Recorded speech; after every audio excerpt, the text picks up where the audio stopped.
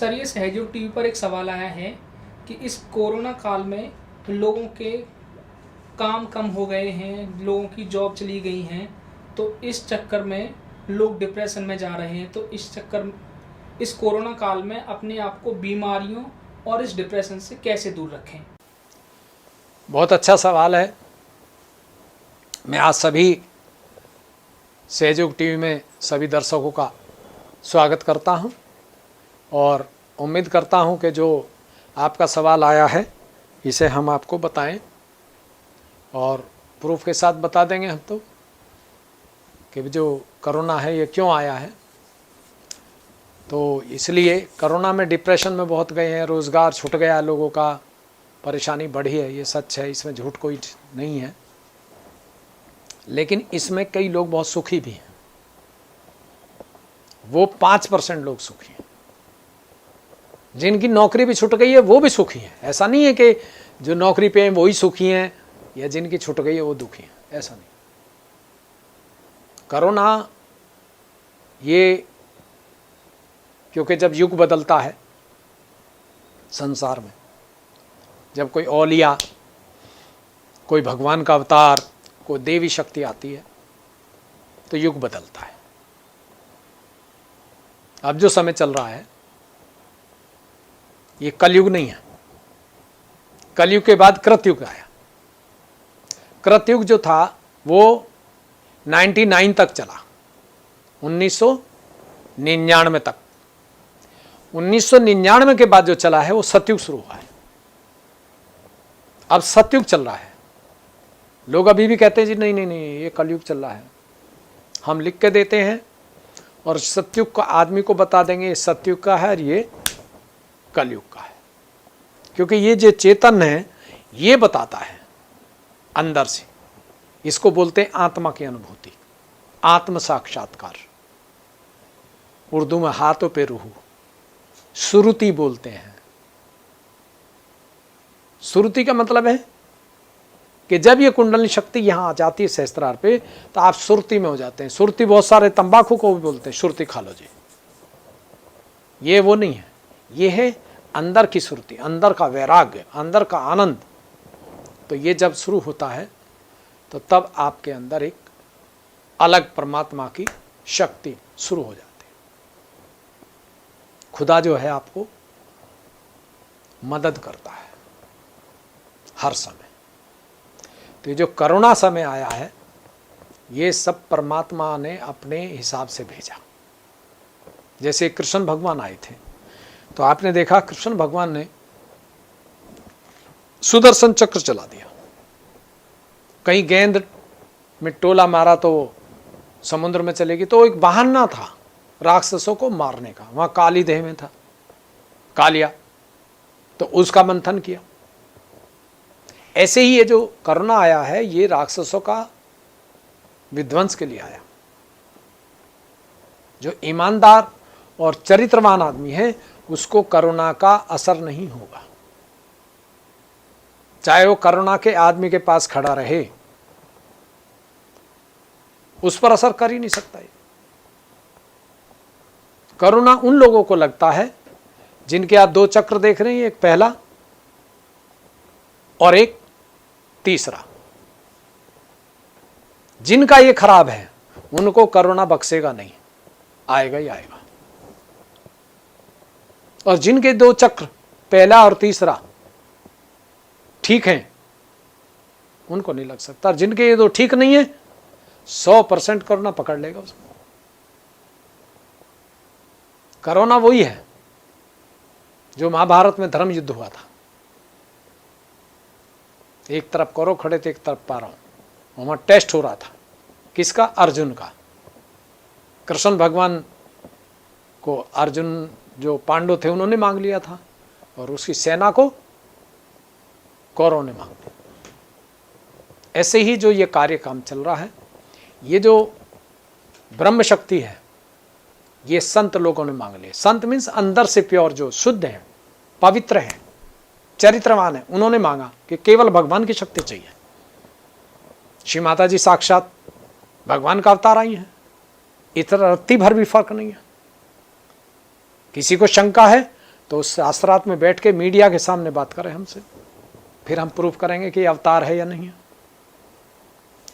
तो जो कोरोना आया है ये अंदर वायरस है, हर इंसान के अंदर वायरस बनता रहता है, बिगड़ता रहता है। आपने देखा होगा, डॉक्टर से पूछ लीजिए मेडिकल में कि अंदर हमारे ऑर्गन बनते हैं और बिगड़ते हैं, बनते हैं और बिगड़ते हैं। तो अगर हम प्योर हैं, सच बोलते हैं, सच पे चलते हैं, अपनी कमाई के मुताबिक हम खाना खाते हैं, तो कोरोना नहीं लगेगा। क्योंकि आपके अंदर एक अंदर पॉजिटिविटी, जिसको इम्यूनिटी बोलते हैं, बोलते सूर्य से कब मिलेगी, इससे मिलेगा। हमें वो इम्यूनिटी जो है वो उससे मिलती है, मोमबत्ती से, जो पूजा का दीपक चलाते हैं उससे मिलती है सूर्य की गर्मी, लेकिन मिलती उसी को है जो संतुलन का आदमी है, जिसकी तीसरी नाड़ी सुषुम्ना चलती है। सुषुम्ना से ही ये शक्ति बाहर आके और ये सदाशिव ऑलमाइटी से मिलती है। जो ऐसा इंसान है उसकी कोई डिमांड नहीं होगी, वो समाज के लिए, देश के लिए जिएगा, संसार के लिए जिएगा। जैसे हमारे प्रधानमंत्री जी ईमानदारी पे चलते हैं, उनकी कोई खाना नहीं, कोई जरा सी चीज खा लें उससे भी गुजारा हो जाता। तो जो लोग बेईमान हैं, चरित्रहीन हैं, उनको कोरोना नहीं बख्शेगा किसी भी कीमत पर। इसलिए मेरी सबसे विनती है कि अब आप अपने आप को ईमानदार बना लीजिए और उस पर चलिए, और आप देखिए आपका कोरोना पास है तो भाग जाएगा, और नहीं है तो कभी आएगा ही नहीं। क्योंकि जो इम्यूनिटी बनाने की बात है किसी डॉक्टर को नहीं पता है, सब अपनी अपनी फिलॉसफी लगा रहे हैं। जिसका कोई प्रोडक्ट बन गया उसे बेचने के चक्कर में लग गया। वैक्सीन आएगी जी, अब आएगी या नहीं आएगी पता नहीं। अरे भाई अंदर की वैक्सीन है उसे चालू कर लो ना, अंदर जो सील लगी पड़ी है, जो देवी अंदर आपके रूहानी बैठी है, उसको प्रेम से जगा लो, और आप देखिए वैक्सीन शुरू हो जाएगी, आपके हाथों से, सर से, पैरों से निकलेगी। जब ये निकलेगी मतलब ही नहीं बीमारी लग जाए। छूत की बीमारी पकड़ नहीं सकती, असाध्य रोग आ नहीं सकता। अगर तकलीफ हो भी गई तो आपने किसी का रोग ले लिया है, या कोई गलत गुरु के पास जाता था उससे दोस्ती कर लिया, चाहे वो भाई हो, बहन हो, दोस्त हो, उससे भी आएगी। अगर आप उससे संबंध ज़्यादा नहीं रखते तो नहीं आएगी। क्योंकि हम भी कई बार बीमार पड़ते हैं, ऐसा नहीं है। हम किसी गलत के दोस्ती के चक्कर में, किसी रिलेटिव के चक्कर में फंस जाते हैं, आ जाता झटका। लेकिन श्री माता जी कृपा है कि निकल जाते हैं। आता तो है और सबको ही आएगा। माँ को भी हमारी आता था जो साक्षात अवतार थे। कई बार वो गलत गुरु, तांत्रिक मांत्रिक के आश्रम में जाती थी, वहाँ चली जाती थी, तो उन्हें भी एक आध दिन रेस्ट आना पड़ता था। तो जो बीमारी है ये हम बुलाते हैं। कोरोना की बीमारी कोई बड़ी नहीं है।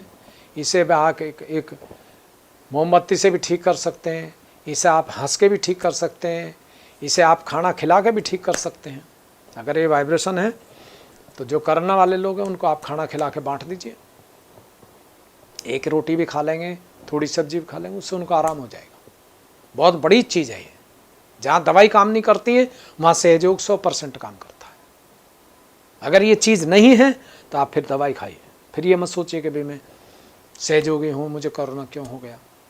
क्योंकि जो सच्चा सहयोगी उसे नहीं हो सकता है बिल्कुल भी। ये उन्हीं को होता है जो आधा पैर इधर और आधा इधर, आधा नाव में इधर, आधे इधर, उनको ये होता है। तो आप ये कोशिश करें कि अब हमें सहयोग ईमानदारी से करना है और इसे सीखना है, और सीख करके दूसरों को सिखाना है, दूसरों को बताना है। अगर आपने ये पा करके और अपना ही भला कर लिया, बीमारी से ठीक हो गए और आगे नहीं बताया, तो कोरोना आ सकता है, लग सकता है। अगर ये बताया है सब दुनिया को तो आप देख लीजिए आपके वाइब्रेशन ठंडे 24 घंटे चलेंगे, पैरों से भी, हाथ से भी, सर से भी। समझिए कि आप बिल्कुल डॉक्टर के भी गुरु हैं और गुरु तो गुरु हैं और संसार के सदगुरु हैं। चाहे वो स्त्री हो या बच्चा हो या पुरुष हो, वो सदगुरु है दुनिया का।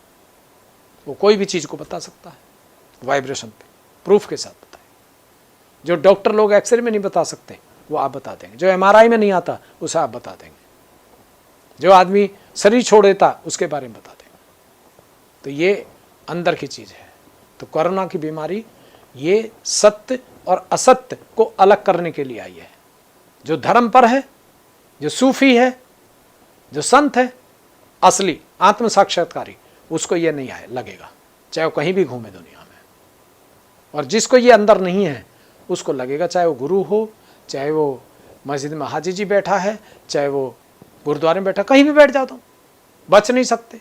क्योंकि ये जो हवा चल रही है, ये हमारे जो अंदर वायरस, अगर हम झूठ बोलते बेईमाना करते हैं तो वायरस गंदा बन रहा है हमारे अंदर, उसका इलाज नहीं हो। अगर हम सच बोलते हैं, ईमानदारी की बात करते हैं, तो हमारे अंदर इम्यूनिटी पॉजिटिव बन रही है, तो हमें वो पकड़ेगा ही नहीं। कपड़ा लगाना है, आप मास्क लगा लीजिए दिखाने के लिए, लेकिन अंदर कॉन्फिडेंस होगा आपको कि मुझे नहीं लगेगा, तो लगेगा ही नहीं।